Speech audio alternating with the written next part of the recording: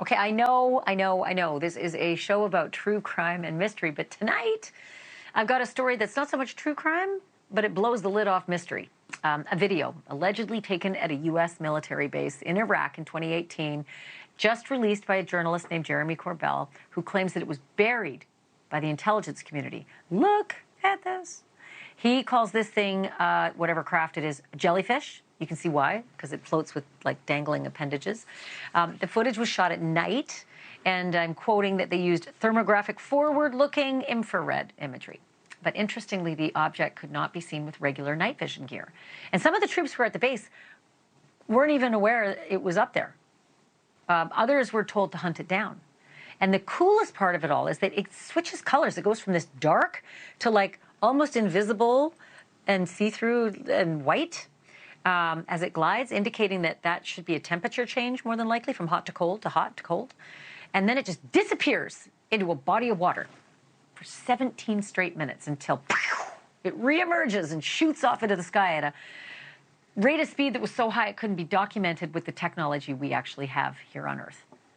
What?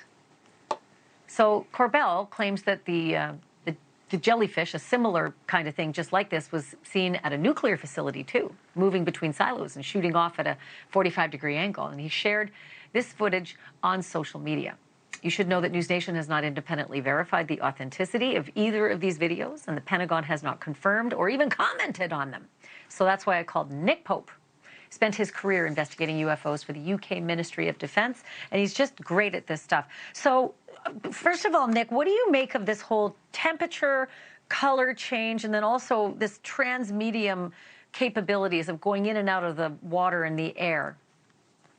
Well, the change in color, which normally could represent a temperature change, may be an artifact of the camera and the system. We don't know yet what this is. There are so many pieces of the puzzle that have yet to be confirmed. This is very early days. So I don't want to say about the temperature change. And again, with the transmedium travel, so far, the only bit of this video that I've seen is the bit that you're showing now. I have yet to see the part where it apparently goes into the water and comes out. But if that is what people are saying it is, that is certainly something to watch. And it's one of these so-called 5 observables, this apparent ability to move seamlessly between water and air that we hear about. And that is noteworthy for sure, if it's verified. Right. Okay. Perfect. Thank you for that. And first of all, we don't have the video yet of the water dive, but the part about being verified, how do you vet this stuff? How does one go about vetting this kind of video?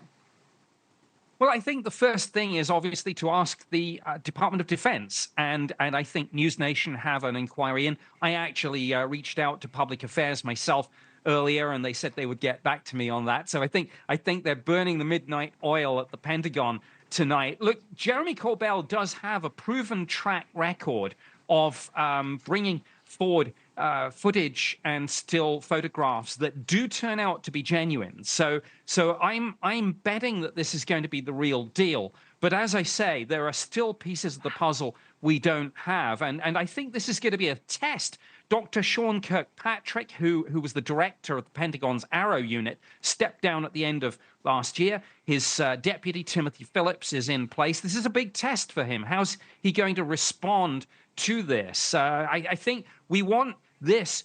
Congress wants information about this sort of thing, not from independent filmmakers, but from the Pentagon. Yeah, I agree. And I can't wait to have you back when you get the answers that you're getting, because I think we're all racing to get the same answers. So, Nick, keep your phone handy. I'm going to call you back. Thanks for this tonight. Thank you. Thank you for watching. Go to newsnationnow.com to find NewsNation on your television provider. And don't forget to click the red subscribe button below to get more of NewsNation's fact-driven, unbiased coverage.